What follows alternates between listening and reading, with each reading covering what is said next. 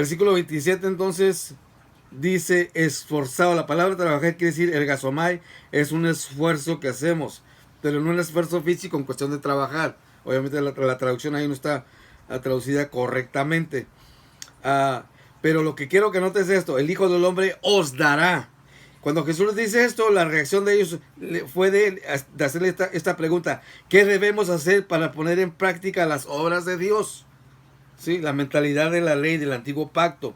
Respondiendo Jesús y les dijo: esta es la obra de Dios. O sea, este es el trabajo de Dios. Que creáis. Hacer, creer. ¿Nota la diferencia? Los dos pactos son diferentes.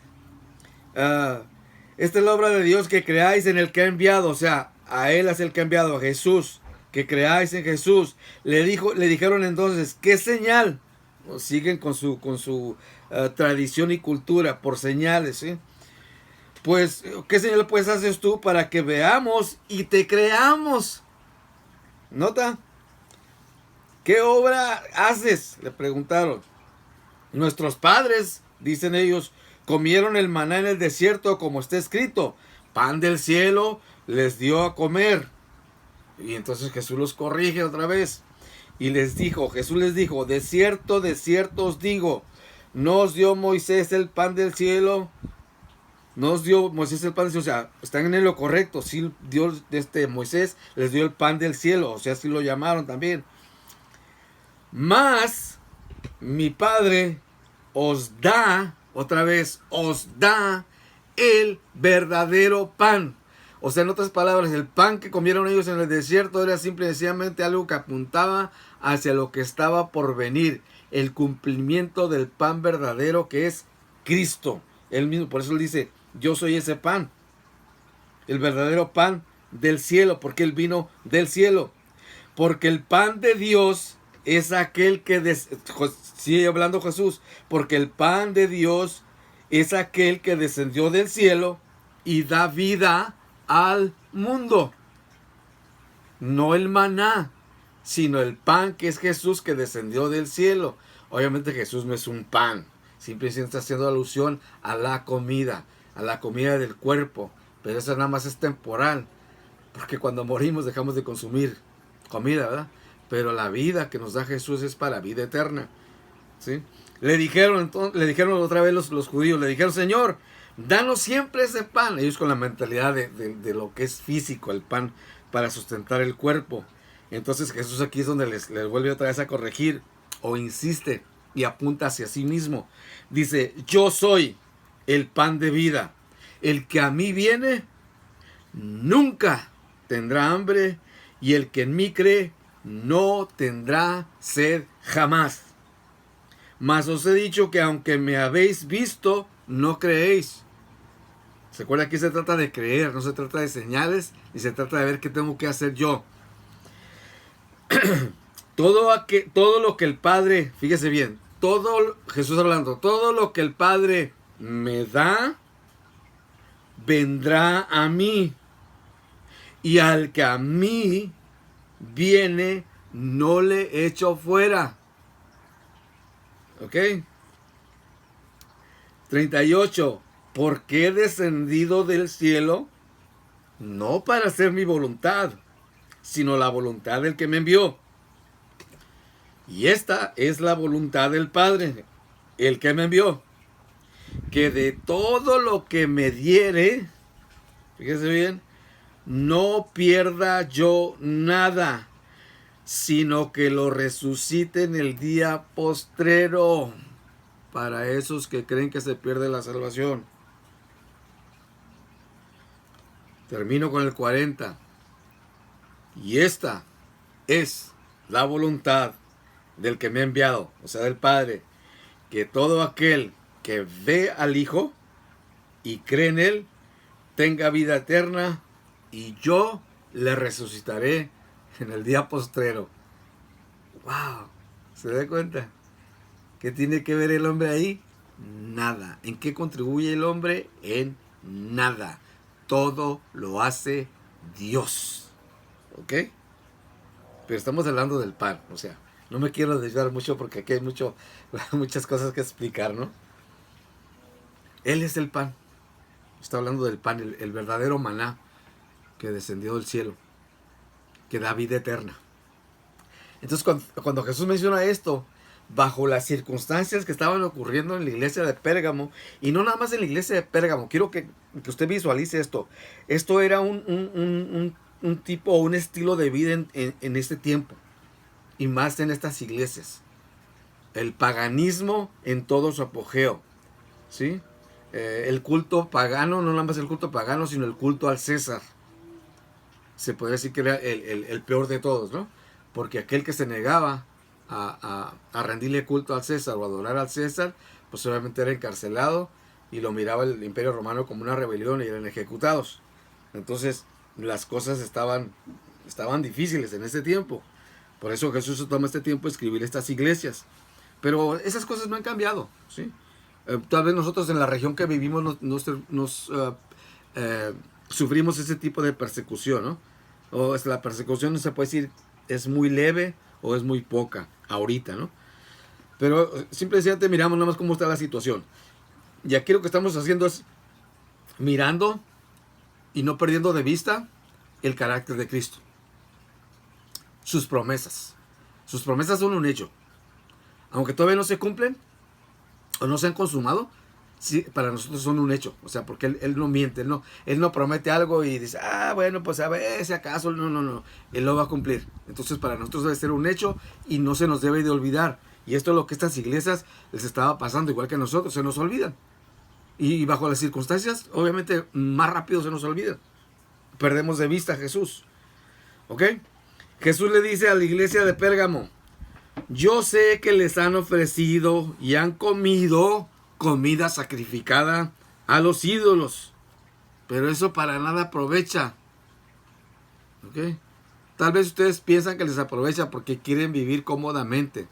Esta iglesia se había, ¿cómo se dijera?, comprometido con el mundo, y para no sufrir persecución muchos de ellos le seguían la corriente al mundo. Entonces Jesús por eso le está llamando la atención. Por eso escribe esta carta especialmente a esta iglesia, la iglesia que se había casado con el mundo. Yo creo que les suena familiar, ¿verdad? Hoy en día hay muchas iglesias que están así viviendo hoy en día, casadas con el mundo.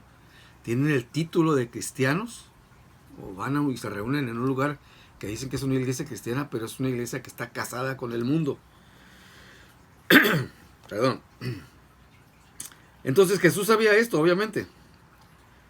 Lo que había pasado es que se habían olvidado de la gracia de Dios. O sea, la gracia del Señor Jesucristo ya suplió todo lo que tú y yo necesitamos. Pero cuando se nos olvida eso, que vivimos por gracia, ¿sí? Usando la fe, por medio de la fe, no por nuestro esfuerzo y desempeño, obviamente caemos en este mismo error que estas iglesias, ¿no? Y estos estaban tratando de sobrevivir, ¿sí?, involucrándose con el mundo, o mejor dicho, se habían involucrado con el mundo. No estoy generalizando que toda la iglesia estaba haciendo esto, pero la gran mayoría me imagino que sí. No únicamente se habían involucrado con el mundo, o sea, con lo perecedero, se habían involucrado con lo temporal, se habían involucrado con el esfuerzo y el desempeño propio, sino con la corriente de este mundo. Y esto para no ser criticados o para no ser perseguidos. Y esto es lo que hace hoy en día todavía la iglesia, lo sigue haciendo. ¿Ok? A estos Jesús les dice, yo soy el pan que da vida eterna, ¿sí? Soy el maná escondido. Les está recordando que ese maná ya lo comieron ellos, pero se les olvidó. O sea, las palabras de Jesús son recordatorios. Les está recordando. No les está diciendo, ¿saben qué? Si se portan bien y hacen esto, les voy a dar esto. Así parece, ¿no? Simplemente son recordatorios, ¿sí?, de nuestra identidad, de nuestra herencia, de nuestra posesión en Cristo. Se nos olvida. Entonces por eso Jesús lo recuerda. Ok, mire, yo sé que todavía estas promesas no han llegado a un cumplimiento, pero no se les olvide. Son cosas que en el futuro son un hecho. Y cuando eso viene a nuestra mente, o sea, nos recuerda eso, Oh, pues sí es cierto.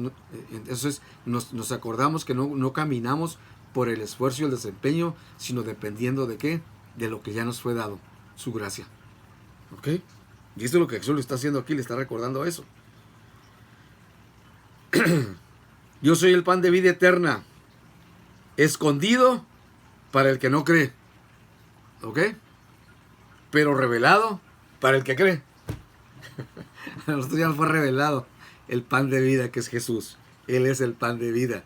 Por eso cuando celebramos la cena del Señor, también debemos de recordar el pan, obviamente que representa su cuerpo, no únicamente representa su cuerpo, sino también nos recuerda que tenemos vida gracias a la obra de Cristo. El precio ya fue pagado, ya fuimos comprados a precio de sangre. Pasamos de las tinieblas a su luz admirable, de muerte a vida, como dijo Jesús también. Hemos pasado de muerte a vida. ¿Quién hizo eso? Dios hizo eso. ¿Ok? No pierda de vista eso. Bien, continuamos entonces en Apocalipsis capítulo, ¿cómo se llama? 2, versículo 17. Y dice, al que venciere daré a comer del maná escondido. Y le daré una piedrecita blanca. Y le daré una piedrecita blanca. Y he escuchado un montón de cosas acerca de esa piedrecita, ¿no? Entonces es bueno también conocer la historia. Ir a ese tiempo, cuáles eran las tradiciones, las costumbres, cosas que se practicaban en esos tiempos cuando se escribió estas cartas. Obviamente eso tenía que ver con el Imperio Romano y tenía que ver con el paganismo, tenía que ver con todo eso. Y usted simplemente nomás se mete en Google y usted lo va a encontrar. Y cuando ya encuentra esa información, la trae a la luz de la Biblia y mirando el contexto bíblico dicen, esto es lo que estaba ocurriendo. Y esto es lo que Jesús les está queriendo decir. Ahorita lo vamos a ver, fíjese bien. Dice, y le daré una piedrecita blanca. Recordemos bien esto. Jesús es bien sabio. Jesús siempre toma cosas de lo común, de lo que ya estamos familiarizados. Por ejemplo, cuando dice, el sembrador salió a sembrar, pues obviamente en la región en que estaba diciendo esto, pues era una región agrícola y todos sabían cuál es el proceso en la agricultura, ¿no? De un sembrador, qué es lo que hace, ¿no? De los pescadores cuando estaban en el mar, también. De los que cultivan la uva, también. Y Jesús le dice, yo soy la vid verdadera. Y usa ese ejemplo, ¿no? Para ilustrarles una verdad espiritual. Y aquí, pues obviamente no es la excepción. ¿Ok? Está tomando algo de lo que ellos ya sabían, algo común en la cultura, y lo toma para enseñarles o recordarles una verdad espiritual. ¿Ok? De eso es lo que se trata. En los tiempos del Imperio Romano, porque esta carta fue escrita en ese tiempo y estos vivieron en ese tiempo, se acostumbraba a dar una piedrecita blanca que se llama tesera con doble S. Se daba una piedrecita blanca y esto de la piedrecita blanca tiene varios significados. Bueno, yo encontré tres, buscando encontré tres, y los tres aplican a esta iglesia y tienen que ver con el contexto bíblico. Obviamente voy a compartir esos tres y usted ya decide pues esto o los tres o ninguno. Yo no lo voy a forzar tampoco a que crea lo que yo estoy diciendo, ¿no?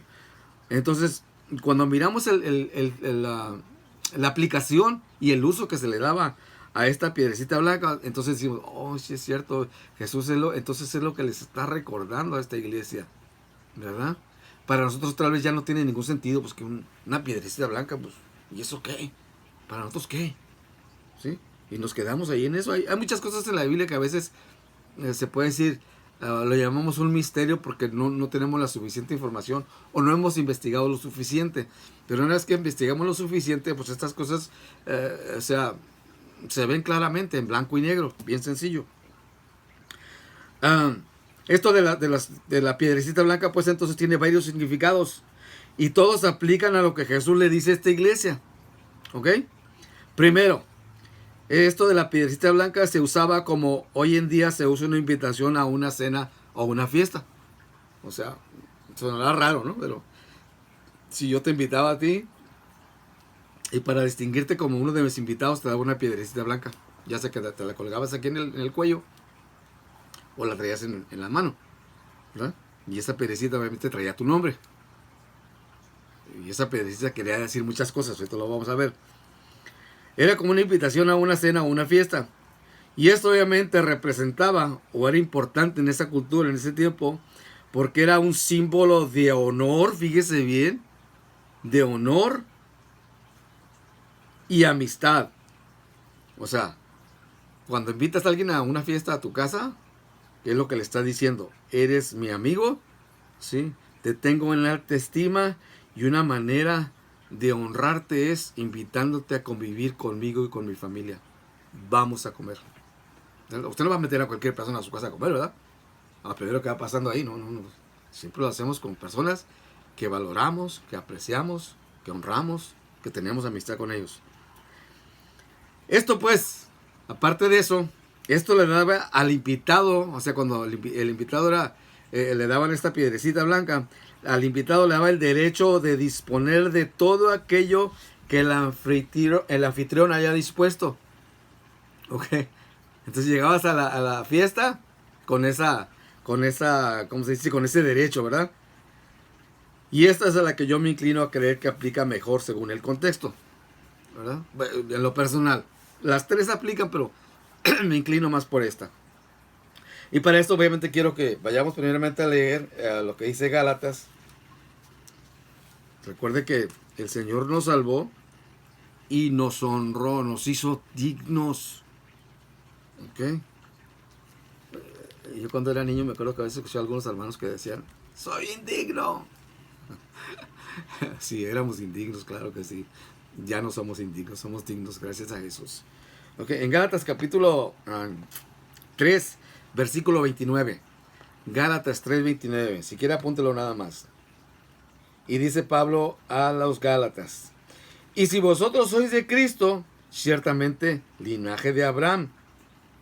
Linaje de Abraham sois. Y herederos. Según la promesa. ¿Ok? Somos herederos. A muchos se les olvida eso. Muchos todavía se creen que son unas ovejas. Por eso todos dicen, amén. No, la Biblia dice que somos hijos. ¿Ok? Somos hijos. En Gálatas capítulo 4, versículos 6 y 7, Pablo continúa escribiendo y dice, y por cuanto sois hijos, envió a vuestros corazones el espíritu de su Hijo, el cual clama, Abba, Padre. O sea, Dios no nomás dijo, son mis hijos y ya, que con eso es suficiente, ¿no? Su palabra tiene ese valor, ¿no? Pero ¿sabe qué? Como un sello de garantía, envió a su Espíritu, al Espíritu Santo, a morar en nosotros.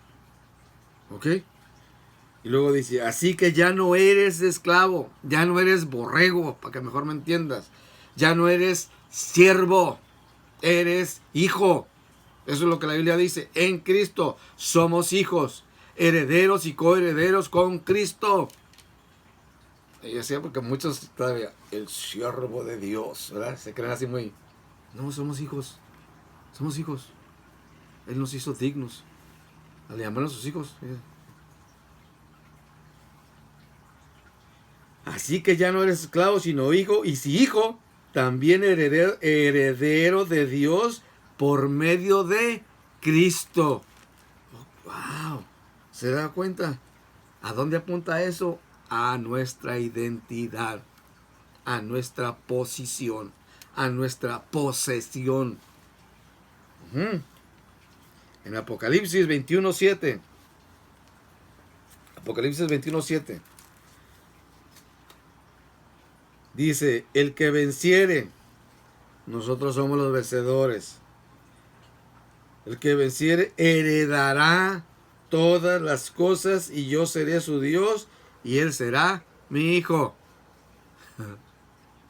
¿Ok? Somos hijos. Los siervos no quedan en casa, el hijo sí, el siervo no hereda, el hijo sí.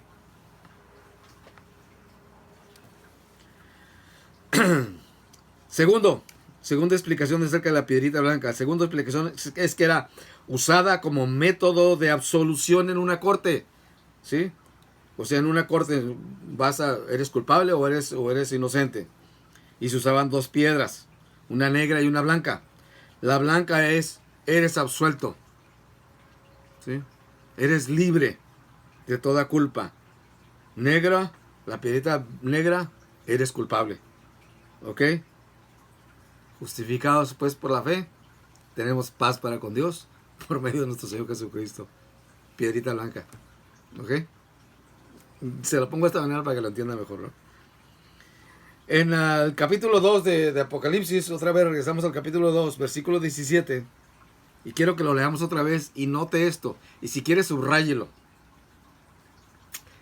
En el nuevo pacto, lo que más sobresale y se caracteriza es la gracia de Dios.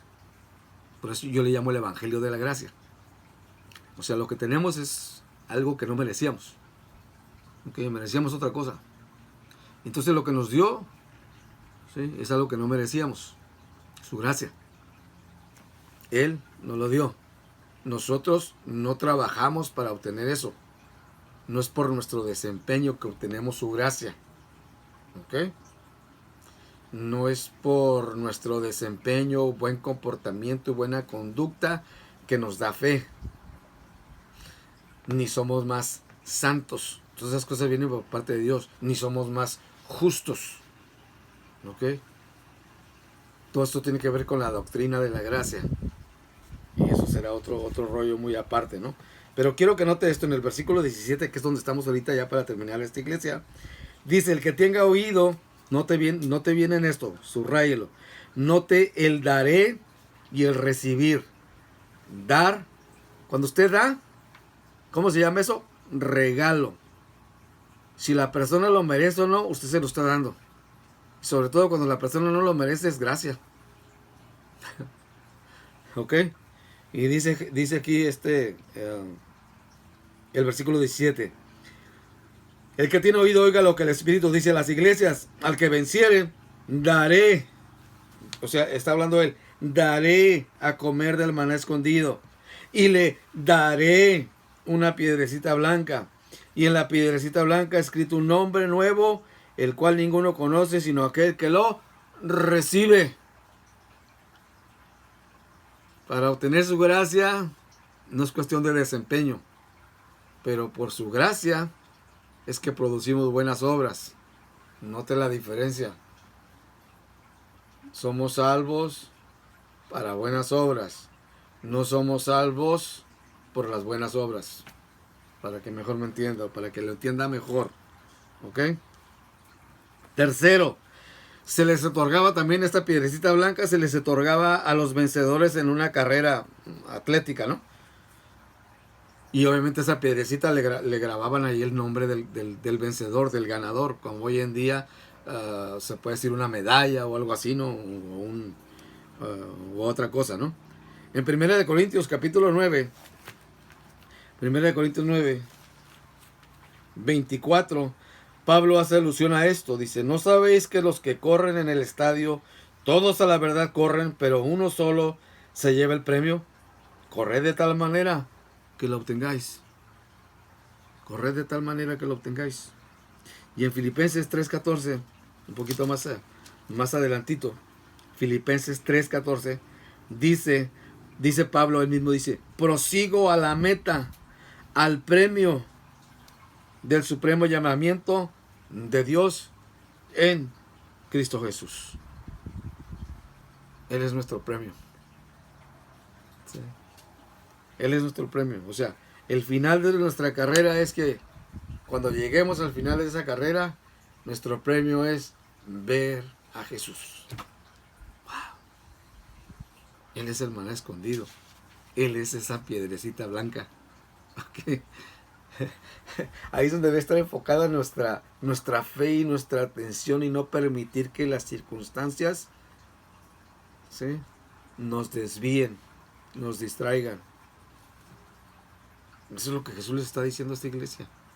Y nos dice también a nosotros, nos está recordando.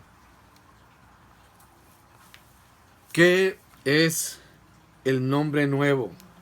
capítulo 2 de Apocalipsis, versículo 17, dice que esa piedrecita, por cierto, eso que le acabo de explicar, eso usted ahí ya determina cuál le gusta más. ¿Sí? ¿Cuál le gusta más? Cualquiera de las tres explicaciones aplica, ¿no? ¿Qué es el nombre nuevo? Pues que está en la piedrecita, es un nombre nuevo. Sí, así simple y sencillamente, ¿sabe qué es? Es tu nueva identidad en Cristo. Es nuestra identidad en Cristo. En Cristo. Tenemos una nueva identidad. ¿Con quién nos identificábamos antes entonces? ¿Hijos de quién? Sí, del diablo. Ajá. Éramos hijos del diablo. Ahora somos hijos de Dios. ¿Sí? A los suyos vino, mas a los suyos no le recibieron. Mas a los que le recibieron les dio potestad de ser llamados hijos de Dios. Él lo hizo. ¿Ok? Entonces es nuestra nueva identidad. Es lo que Jesús le está diciendo a la iglesia y lo sigue repitiendo hasta hoy en día. No nos olvidemos de nuestra identidad. Cuando perdemos o nos olvidamos de nuestra identidad, perdemos el rumbo. Nos distraemos y nos desviamos muy fácil. ¿Ok? Vivimos por gracia. Utilice la fe para apropiarse de las cosas que ya nos fueron dadas. ¿Y cómo sé lo que ya me fue dado? Pues vamos a leer la Biblia. Si no, ¿cómo se va a apropiar de algo que usted no sabe, que es suyo? Es bien sencillo. Lo que pasa es que muchos complican tanto el evangelio. Y lo complican mucho, ¿sabe por qué? Porque te apuntan hacia ti. Es que tienes que hacer esto, tienes que dejar de hacer esto y ponte a hacer esto y aquello. Y un montón de reglas. Están igual que los fariseos. Es muy sencillo. Fe. Cree en el Señor Jesucristo. ¿Se acuerda que hace unas clases atrás, no recuerdo cuántas, le hablaba sobre las 4 reglas que las puede utilizar y son fáciles de memorizar? ¿Quién lo dijo? ¿A quién lo dijo? ¿Por qué lo dijo? ¿Y cuándo lo dijo? El cuándo es la cruz. Y un ejemplo de esto que estaba hablando ahorita es cuando vino el joven rico a preguntarle a Jesús qué es lo que tenía que hacer para heredar el reino de los cielos. Jesús le contestó correctamente. ¿Por qué? Porque Jesús todavía no iba a la cruz. El cuándo se aplica allí. Y de judío a judío, y ambos bajo la ley, Jesús le contesta correctamente: guarda los mandamientos. No somos salvos por guardar los mandamientos. Es imposible. No podemos. Nuestro deseo es eso, pero siempre estamos fallando. Dios sabiendo eso, por eso es que envía a su Hijo, y en su perfecta obediencia somos nosotros justificados. En la obediencia de Él, no en nuestra obediencia. Eso no quiere decir que no voy a obedecer. No, yo no estoy diciendo eso. ¿Ok? Simplemente ya soy justificado. ¿Sí? Entonces ahora me nace obedecer su palabra. Pero en cuanto que tengo un obstáculo, este cuerpo me estorba, nos estorba. Pero bueno, es otro tema. ¿Qué va? Aquí salen un montón de temas, ¿no? Entonces le digo, lo que dijo Jesús al joven rico, dice: guarda los mandamientos, o sea, desempeño, obras.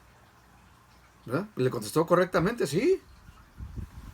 Muere Jesús y después de la cruz, Pablo y Silas en la cárcel, en Filipos, y el carcelero que se iba a suicidar, y lo detienen, le predican el evangelio, y la misma pregunta: ¿qué tengo que hacer? La respuesta cambia. La cruz marca la diferencia. Al carcelero se le contestó: cree en el Señor Jesucristo. Guarda la ley. Cree en el Señor Jesucristo. Él dijo que había venido a cumplir toda la ley, ¿no es cierto? Que la cumplió. ¿Ok? Bien. Eso nada más era ahí por si no lo sabía. Nuestra identidad. El nuevo pacto se caracteriza por las cosas nuevas que Dios ya hizo. Ya hizo. No lo mire. Obviamente estamos todavía en el presente mirando hacia el futuro. Porque estamos atorados aquí, nos estorba esto de lo que es el tiempo. Para Dios no es un estorbo, y Él lo declara como un hecho. O sea, lo dice, y lo que Él dice y promete es un hecho. ¿Tiene un tiempo para nosotros? Sí, porque estamos sujetos a este tiempo. Pero para nosotros debe ser ya lo hizo, es un hecho. ¿Ok? Es un hecho. Y debemos de caminar en esta vida con esa mentalidad. Todo lo que Dios dice es un hecho. ¿sí? Todas las cosas ya las hizo. Fíjese bien lo que dice, especialmente aquí el libro de Apocalipsis. En Apocalipsis capítulo 3, versículo 12, 3:12, dice, al que venciere, yo le haré, otra vez, yo le haré columna en el templo de mi Dios, y nunca más saldré de allí, y escribiré sobre él el nombre de mi Dios y el nombre de la ciudad de mi Dios, la nueva Jerusalén, la nueva Jerusalén. No pierdas de vista eso. En Apocalipsis 14, capítulo 14, versículo 3, Apocalipsis 14, 3, dice, y cantaban un cántico nuevo delante del trono. Un día vamos a estar delante del trono y vamos a estar cantando un cántico nuevo. ¿Ok? Un cántico nuevo. Capítulo 21, en Apocalipsis 21. Creo que ya lo leímos, no recuerdo bien si ya lo leímos. Capítulo 21, verso 1. Vi un cielo nuevo, dice Juan, y una tierra nueva, porque el primer cielo y la primera tierra pasaron y el mar ya no existía. Versículo 5 dice, y el que estaba sentado en el trono dijo, he aquí yo hago nuevas todas las cosas. ¿Se da cuenta? Hago nuevas todas las cosas. Dios ya las hizo nuevas en Cristo. Y eso es lo que está recordando esta iglesia. Nos lo está recordando también a nosotros. Todo esto habla de que las cosas nuevas, incluso nosotros también, somos una nueva creación en Cristo Jesús. Esa es nuestra unión con Cristo, es nuestra identidad que tenemos ahora con Él y por Él. O en otras palabras, Él es nuestro destino. Él es el cumplimiento de cada una de esas promesas para nosotros. El nombre, ya para terminar ya con esta iglesia, el nombre que ninguno conoce. Vamos a Apocalipsis otra vez, capítulo 2, versículo 17. Dice, escrito un nombre nuevo, el nombre nuevo, el cual ninguno conoce sino aquel que lo recibe. Y cuando lo leemos así ligeramente parece como muy misterioso, como que algo está oculto por allí, etcétera, etcétera, ¿verdad que sí? Porque así somos, ¿verdad? Pero esto de ninguno conoce sino el que lo recibe, ¿sabe de qué está hablando? De intimidad, más que de secreto o más que de misterio, de algo íntimo entre tú y yo. Yo lo conozco y tú lo conoces. Los demás no lo conocen. ¿Por qué? Pues porque no son mis hijos. Así de sencillo. Y esto obviamente nos lleva a pensar, esto es lo primero que nos lleva a pensar, porque tenemos esa tendencia y esa mentalidad, ¿verdad? Que si me porto bien, si tengo un buen comportamiento, Él me va a premiar, ¿verdad? Y si no, ¿se acuerdan lo que escribí, lo que le vimos el otro día acerca de las palomitas y las crucecitas? Todavía seguimos con esa mentalidad, ¿ok? Buscamos, anhelamos y deseamos y queremos hacer su voluntad porque Él ha puesto su espíritu en nosotros, porque Él ha escrito su ley en nuestros corazones. ¿Okay? Es muy diferente, tengo que hacerlo, a quiero hacerlo. ¿Okay? Tengo que hacerlo es por imposición, quiero hacerlo es porque la voluntad está rendida a su señorío. Es algo bien importante. ¿Acaso pues estas recompensas son por un buen comportamiento? Claro que no.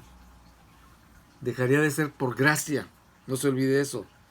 El maná, la piedrecita blanca, el nuevo nombre es por su pura gracia. Ya nos fue dado. Y lo que ya nos fue dado por su gracia es en lo que debemos de ejercitarnos diariamente y constantemente. ¿Ok? Ocupaos en vuestra salvación con temor y temblor. Ocupados, dice en inglés la traducción, ejercítense, work out. Work, trabajo, out, hacia afuera.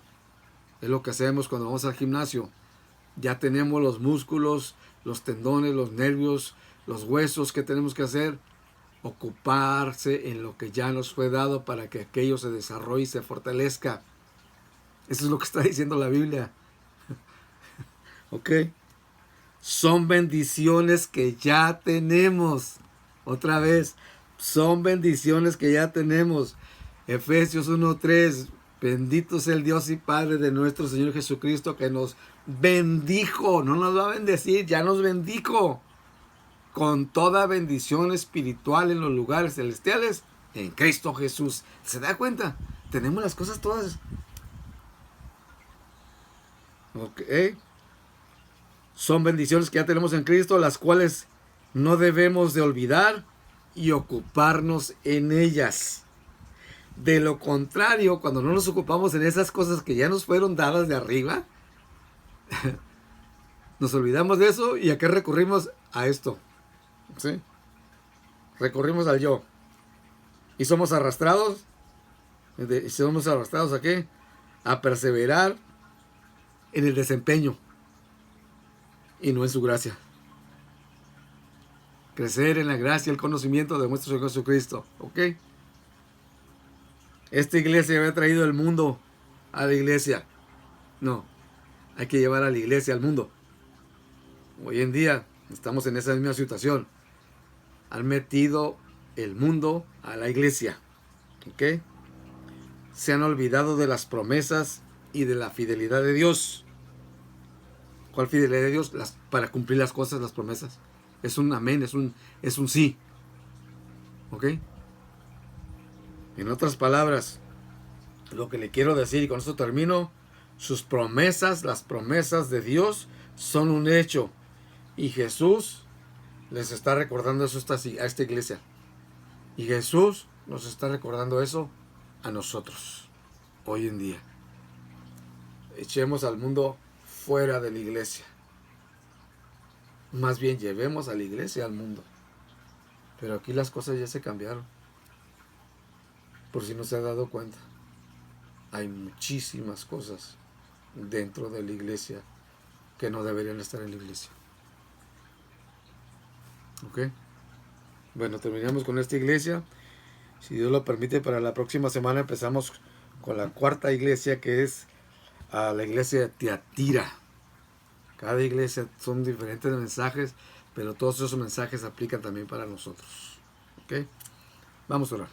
Padre, una vez más te damos las gracias por este tiempo, Señor, que nos concediste, Señor, de poder abrir las Escrituras, Señor, y apropiarnos de esos tesoros, Señor.